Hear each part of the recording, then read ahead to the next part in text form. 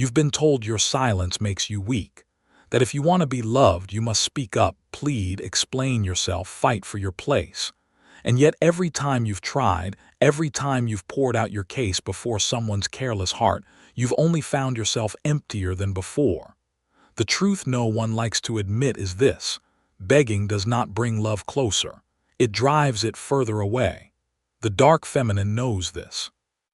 She knows that the moment she senses the mirror effect, when the energy she gives is no longer met, when her reflection in the other's eyes begins to fade, she does not claw to be seen. She disappears, not as a punishment, not as a game, but as a sovereign act of self-preservation. To stay in a place where your worth is ignored is to agree to a slow erasure of your spirit, and she does not agree.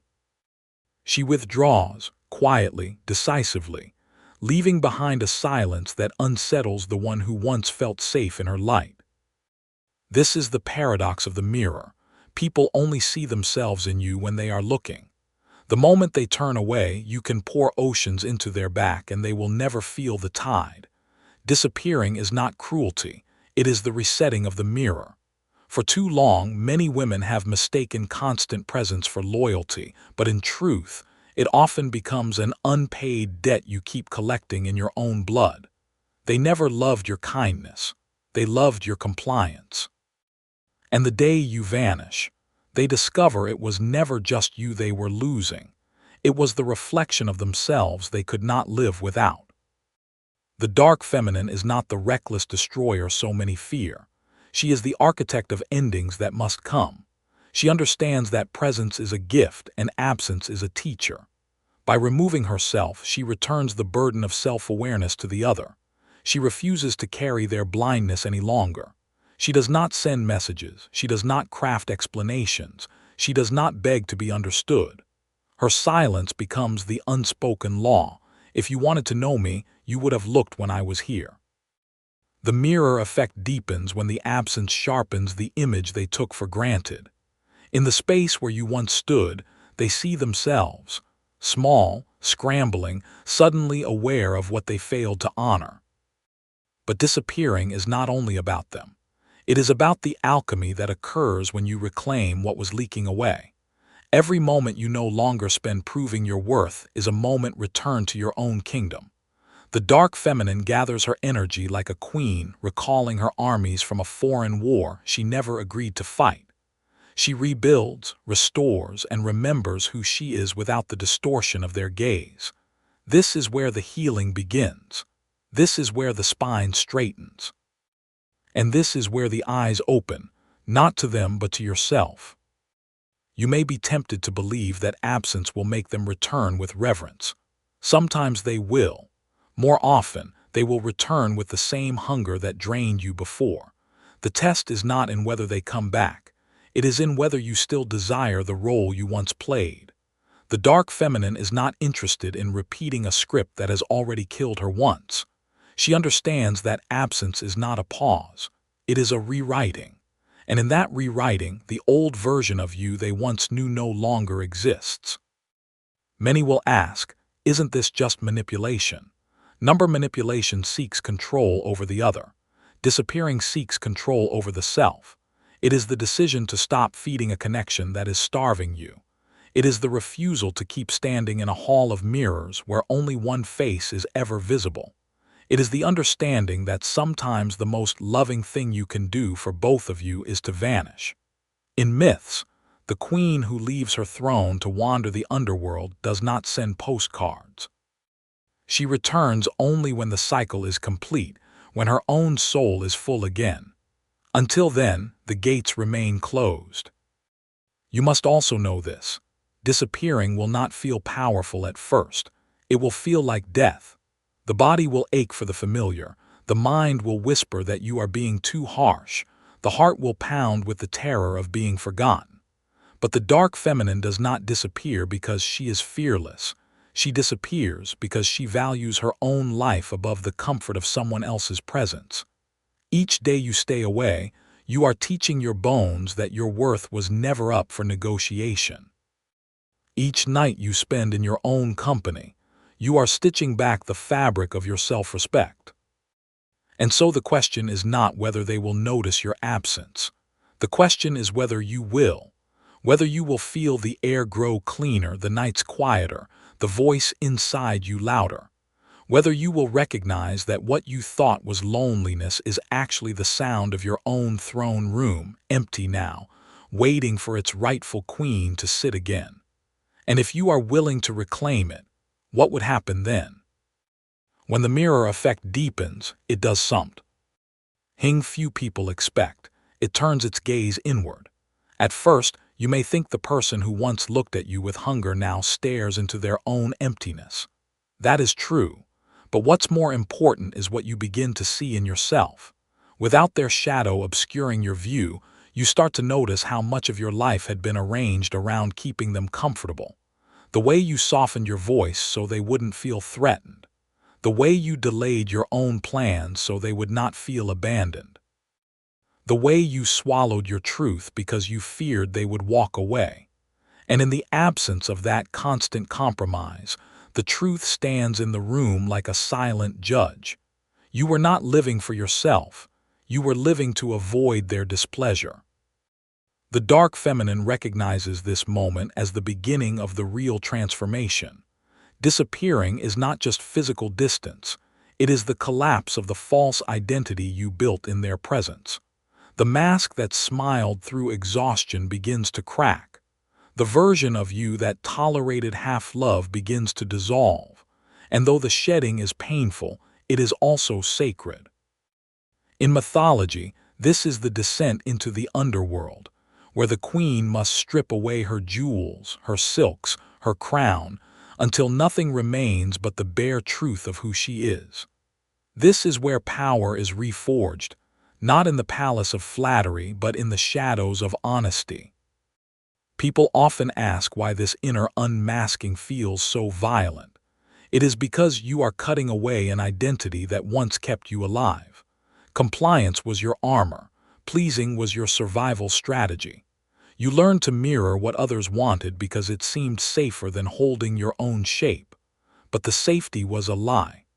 The truth is, every time you denied your own reflection to protect someone else's comfort, you were erasing yourself. The dark feminine does not mourn the loss of that version forever. She buries her with respect, then walks away without looking back. And this is where the mirror effect becomes dangerous for the one left behind. At first, they may think your silence is a tactic, a temporary retreat designed to make them chase.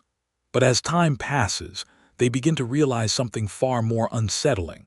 The person they thought they owned is no longer available for ownership.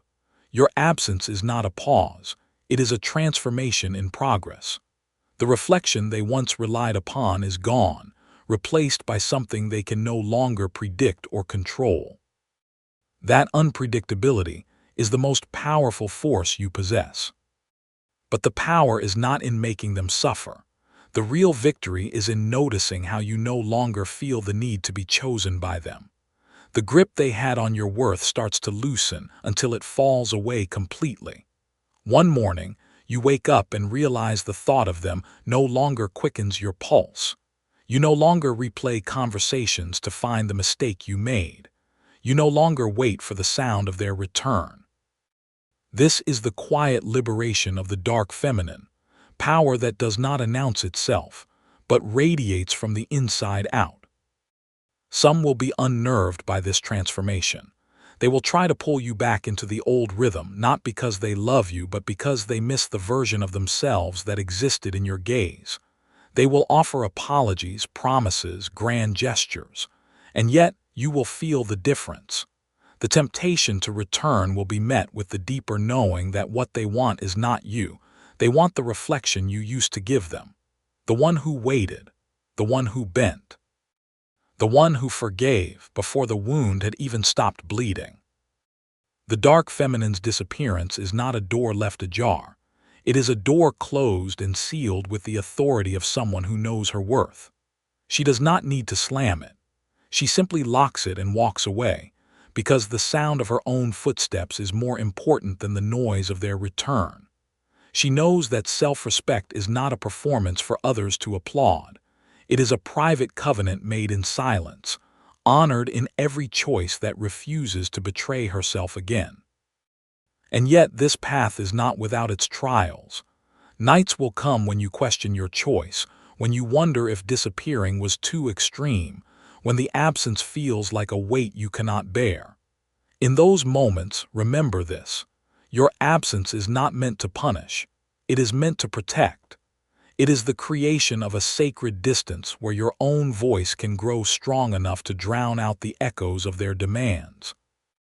Every day you remain in that space, you are proving to yourself that your survival does not depend on their approval. And once you have lived without it, the hunger for it begins to vanish. This is the point where the mirror effect completes its cycle.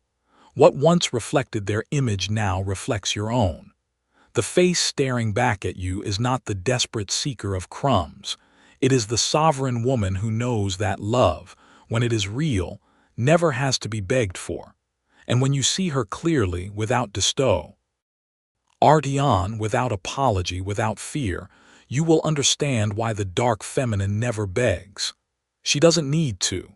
The question that remains is, when that woman looks back at you in the mirror, will you dare to keep her? When a woman truly keeps herself, the balance of power in every connection shifts. Not because she forces it to, but because the unspoken contract of her presence has changed. Before, she was an open vessel, ready to absorb the moods, wounds, and desires of others without question. Now, she stands as her own center. The dark feminine's disappearance has reconfigured the laws by which people may approach her. Those who come only to take will find no doorway. Those who come to mirror their own greatness in her will find only a polished surface reflecting their emptiness back at them. The mirror effect, at its deepest, becomes less about the one left behind and more about the woman who has stopped bleeding herself dry. Jung wrote that we do not see others as they are, we see them as we are. When you withdraw your light, you force people to confront themselves without the buffer of your compassion. This is why absence can be more confronting than confrontation. A confrontation allows them to fight you, blame you, and project onto you. Absence denies them the battlefield entirely. They are left alone with their own shadow, and shadows are merciless when they have no one else to feed on. This is why so many who once ignored you suddenly chase when you disappear. It is not love they feel, but the terror of their own unlit room. But the woman who embodies the dark feminine does not vanish to inspire pursuit. She vanishes because she knows that staying in a place where her value is invisible is a form of self-abandonment. She understands that to remain present for someone who refuses to meet her is to collude in her own diminishment. There is no dignity in begging for the bare minimum, only the slow erosion of the soul. And when she is gone, the absence is not just physical, it is energetic. She is no longer accessible in the ways she once was, even if she happens to stand in the same room. The power of this energy shift lies in its permanence. Many try to fake absence as a tactic, thinking they can withhold for a week or two to provoke desire. But this is not the dark feminine's way. Her disappearance is not a countdown, it is a reclamation. The door does not reopen when they knock the right way. It reopens only if she chooses, and even then, it opens onto a different landscape. She has changed, and so the terms have changed.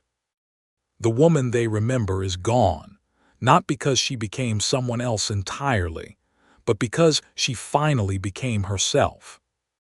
And becoming herself is not a soft process.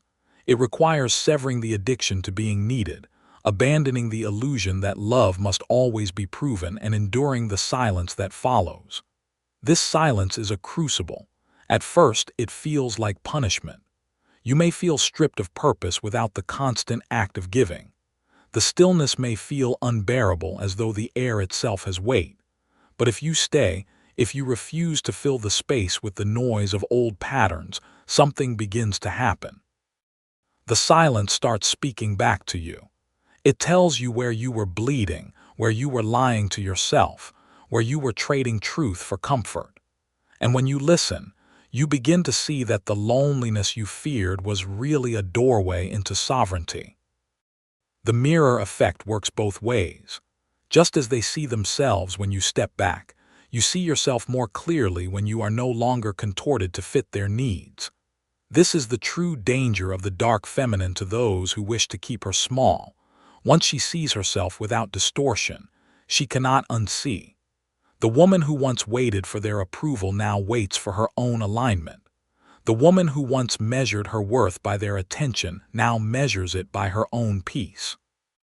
And the woman who once feared being forgotten now understands that the only memory that matters is the one she carries of herself. Yet this clarity does not make her hard or cold.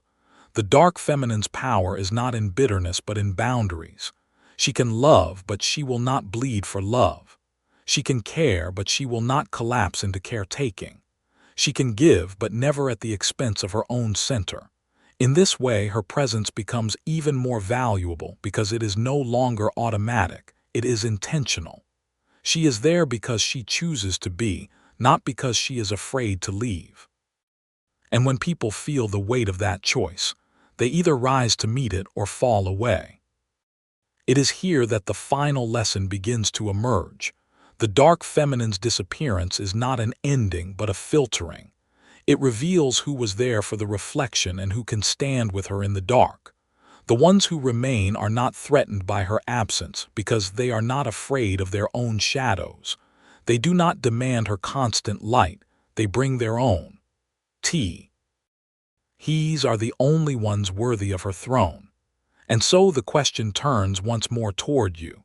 If you stood fully in your own absence, if you allowed the mirror to strip away every false connection, who would be left standing beside you when the silence settled?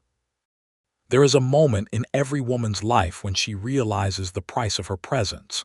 Until then, she gives it freely, believing generosity will be matched, believing love is built on endless availability. But the dark feminine knows better.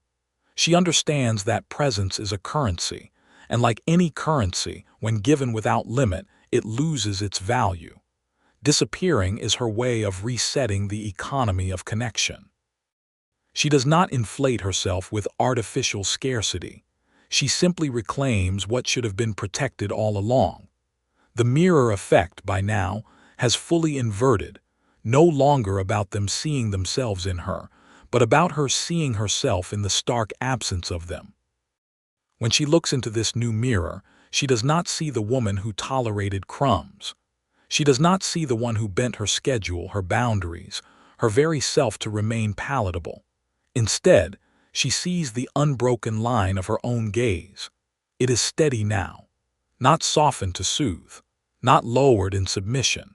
It is the gaze of someone who knows she belongs wherever she chooses to stand, and who will walk away without a backward glance when the space no longer honors her. In this state, she no longer measures loss the way she once did. Losing someone who cannot meet her is not loss, it is alignment. The grief that once felt like a storm now feels like a cleansing rain, washing away the residue of old compromises. She learns that the ache of absence is temporary, but the erosion of self is permanent if left unchecked, and she refuses to be eroded. This is the deepest layer of her disappearance. It is not a vanishing into nothingness, but a return to wholeness. Those who once relied on her constant reflection may try to provoke her return. They may weaponize nostalgia, remind her of shared moments, or promise change they have no intention of making. But the dark feminine does not return to familiarity simply because it is familiar. She understands that comfort without respect is just another form of captivity. She would rather wander the wilderness alone than sit in a palace where her voice must be silenced. And so she listens, not to their words but to the consistency of their actions. She knows that promises without proof are just another way of asking her to beg. The mythic queens and goddesses who embody this energy, Persephone, Inanna, Hecate, were not defined solely by their light. They descended into darkness, ruled over thresholds, and guarded the spaces between worlds. This is the territory the dark feminine claims when she disappears. She becomes the guardian of her own threshold, the one who decides who may pass and who must remain outside. And because she understands the sacredness of this role, she does not open the gate for those who only wish to bask in her glow without offering anything of their own. This level of discernment transforms her energy. It sharpens her intuition, strengthens her boundaries, and deepens her capacity for love, but only for those who can hold it with care. The woman who has walked through the mirror and back knows that love without reciprocity is not love at all. It is hunger, and she will not be devoured again. The people who come to her now sense the difference. They feel the quiet gravity of someone who does not need them but chooses them. It is intoxicating, not because it is a performance, but because it is real. And here lies the paradox. The very absence that once terrified her becomes the foundation of her sovereignty. She is no longer afraid of losing anyone because she has already faced the greatest loss, abandoning herself, and vowed never to do it again. The world may call this detachment, but it is not detachment. It is devotion. Devotion to the truth of who she is, devotion to the life she is building, devotion to the worth that is no longer up for negotiation. When the mirror effect completes its deepest turn, something irreversible happens. She no longer seeks herself in the eyes of others. She becomes her own mirror. She reflects herself back to herself every day in choices that honor her, in boundaries that protect her, in loves that feel like expansion instead of contraction. And in that self-reflection, she finds a calm that no absence can shake. This is the heart of the dark feminine's power. It does not depend on being seen. It is enough to see herself. So now the question becomes not whether she will return to them, but whether they are capable of meeting her where she stands now. And even more importantly, whether she even wants them to. Because once a woman has tasted the quiet strength of her own absence, the only presence she will accept is one that amplifies, not diminishes, her crown. The rest, she leaves to tea. He shadows. In the end, the disappearance of the dark feminine is less about leaving and more about arriving fully in herself, without apology or disguise. What began as a withdrawal from another becomes a homecoming to the truth she had been circling all along. The mirror effect has stripped away every illusion, every comforting lie about why they stayed or why she endured. What remains is raw, unadorned clarity. They stayed as long as she gave them what they wanted, and she stayed as long as she feared being without them. Both bargains were beneath her. Now there is no bargain. There is only choice. She no longer calculates her value through the currency of their attention. She knows that the presence of someone who cannot meet her is worth less than the solitude of her own company. This knowledge is not cold. It is warm, steady, like the fire in a hearth she keeps lit for herself. In this fire she burns the remnants of old roles. The caretaker who abandoned herself, the pleaser who silenced her truth, the seeker who mistook crumbs for a feast. The flames do not roar. They glow with the quiet certainty of someone who will never again negotiate her own worth. From this place, her absence takes on a different texture. It is no longer an act of resistance, but a natural expression of her boundaries. She does not need to explain why she is gone. Her absence speaks for itself. It says, "I will not stand where I am not honored. I will not pour where the vessel is cracked. I will not mirror what is not offered in return." These are not threats. They are the laws of her realm, laws that require no enforcement because they are embedded in her being. Anyone who approaches her now will feel them in the way she holds herself, in the way she listens without leaning forward, in the way she can be warm without being available to misuse. Those who once felt secure in her light may still try to find the old reflection. They may press against the mirror, hoping to see themselves as they once did in her gaze. But what they find now is their own outline, faint and unilluminated. This is the final and most potent stage of the mirror effect. When the reflection they long for no longer exists, they are left with the unfiltered truth of who they are without her. Some will turn away from this truth. Others will face it and grow. But she knows neither outcome is her responsibility. The dark feminine moves differently after this transformation. She carries the stillness of someone who does not need to chase, the magnetism of someone who does not need to be chosen. Her relationships shift, not because she demands it, but because her very presence demands reciprocity without a single word spoken. Those who cannot meet her fall away, often quietly, as if the weight of her self-possession makes their own lack unbearable. Those who remain do so because they are not threatened by her sovereignty. They are inspired by it. And here the paradox blooms in full. By disappearing, she becomes more visible than ever, not to those who once took her for granted, but to those who can truly see. They do not look for their own reflection in her. They see her as she is, and they approach with the respect and steadiness such a presence requires. These connections are not built on performance or need. They are built on choice and truth. This is the rare ground where love can actually grow. But even in love, she remembers the lesson. She keeps her own mirror clean, her own reflection intact. She does not allow her edges to blur into someone else's outline.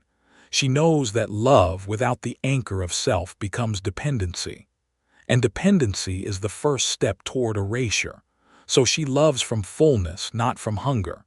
She gives because she wants to, not because she must. And she receives without suspicion, because she has learned to trust herself to walk away when the exchange is no longer balanced. This is the liberation at the heart of the dark feminine's disappearance, the end of begging, the end of bargaining, the end of bleeding to prove she is worthy. She understands now that her worth is not a reflection, it is a fact, and anyone who cannot see it is simply not standing in the right light. There is no anger in this knowing, only peace.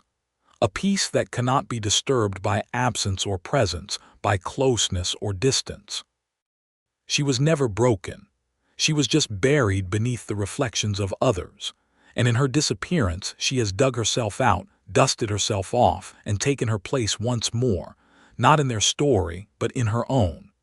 The mirror stands behind her now, no longer something she offers freely, but something she guards as the sacred artifact of her life. Only those who can bring their own reflection may stand before it. The rest will see nothing and call it darkness, never knowing it was simply the absence of themselves.